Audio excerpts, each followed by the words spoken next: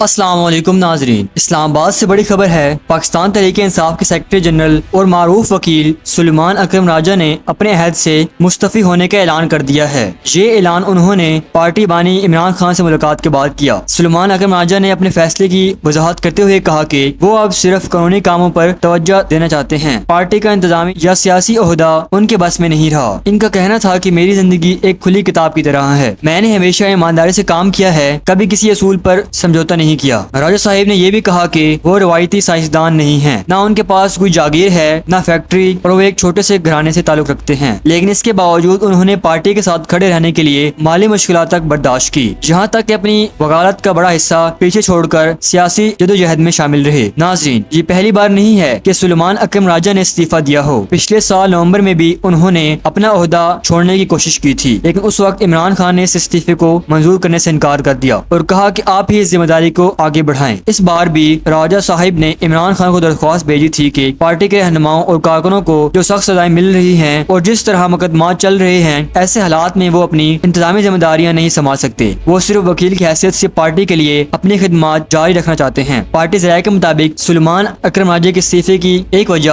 عمران خان کی بہن علیمہ خان کے ساتھ اختلافات بھی بتایا جا رہا ہے۔ یہ اختلافات اس بات پر ہوا کہ آیا پارٹی کو ضمنی انتخابات یعنی ہائی کمیشن میں حصہ لینا چاہیے یا نہیں۔ علیمہ خان کا کہنا تھا کہ عمران خان نے صاف ہدایت دی ہے کہ ضمنی انتخابات میں حصہ نہیں لینا تاکہ اس عمل کو قانونی جواز نہ ملے، لیکن راجہ صاحب نے کمیٹی کا موقف رکھا کہ اجلاس میں ووٹنگ کے دوران 13 اراکین نے حصہ لینے کے حق میں ووٹ دیا اور 9 نے مخالفت کی، یعنی اختلافات آگے بڑھا اور بالآخر سلیمان اکرم راجہ نے عہدے چھوڑنے کا فیصلہ کیا۔ لیکن ناظرین، یہ صرف ایک مسئلہ نہیں ہے۔ پاکستان تحریک انصاف اس وقت کئی قانونی مشکلات کا سامنا کر رہی ہے۔ کل ہی انسداد دہشت گردی کی عدالت فیصلہ آباد نے بڑے بڑے رہنماؤں کو 10 سال کی قید سنائی ہے۔ ان رہنماؤں میں عمر ایوب، شبلی فراز اور زرتاج گل شامل ہیں۔ عدالت نے یہ فیصلہ 9 مئی کے واقعات اور رانا ثناءاللہ کے گھر پر حملے کے مقدمے میں دیا۔ کل ملا کر 75 افراد کو سزائیں سنائی گئی، جن میں 59 افراد کو 10 سال قید ہوئی جبکہ کچھ کو 3 سال قید کی سزا ملی۔ دوسری طرف 34 افراد کو بری بھی کر دیا گیا۔ یاد رہے کہ اس سے پہلے بھی لاہور کی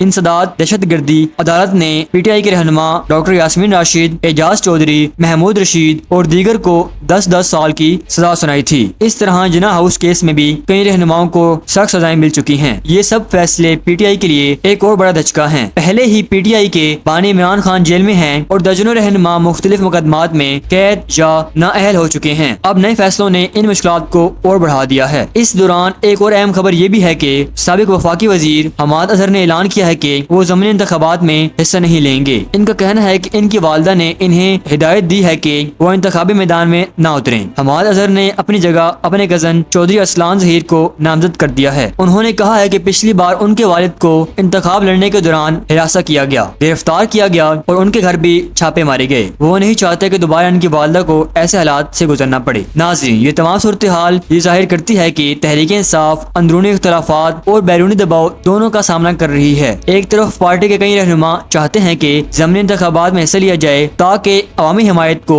ثبوت دیا جا سکے، دوسری طرف عمران خان اور ان کے قریبی حلقے یہ سمجھتے ہیں کہ انتخابات میں حصہ لینا اس نظام کو قبول کرنے کے مترادف ہوگا جسے وہ پہلے ہی غیر منصفانہ کہتے ہیں۔ اب سوال یہ ہے کہ کیا عمران خان اپنی پارٹی کو ضمنی انتخابات سے باہر رکھیں گے یا سیاسی کمیٹی کی اکثریت کی رائے کے مطابق امیدوار میدان میں اتریں گے؟ اور کیا سلیمان اکرم راجہ کا استعفیٰ واقعی حتمی ہوگا یا عمران خان ایک بار پھر انہیں روک لیں گے؟ یہ سب فیصلے آنے والے دن میں سامنے آئیں گے، لیکن ایک بات واضح ہے، پاکستان تحریک انصاف اس وقت اپنی تاریخ کے سب سے مشکل دور سے گزر رہی ہے۔ ایک طرف اندرونی اختلافات ہیں، دوسری طرف عدالتوں کی سختیاں اور اوپر سے سیاسی دباؤ۔ ناظرین، اب دیکھنا یہ ہے کہ پی ٹی آئی ان حالات کا مقابلہ کس حکمت عملی کے ساتھ کرتی ہیں اور کیا وہ اپنے کارکنوں اور رہنماؤں کو اعتماد بحال کر پائیں گی یا نہیں۔